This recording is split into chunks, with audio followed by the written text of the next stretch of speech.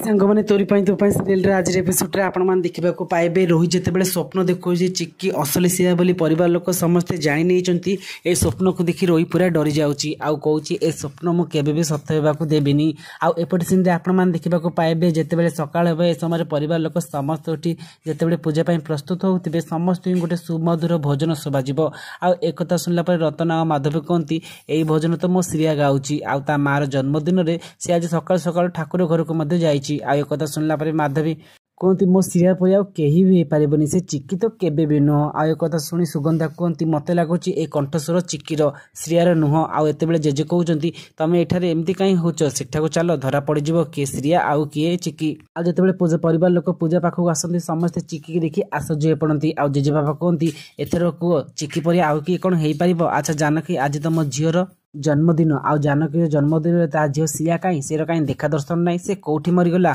आ JJ बाबा देखुन जे रोही एठारे ना आ देखी कामिनी जेजे रागी जाती।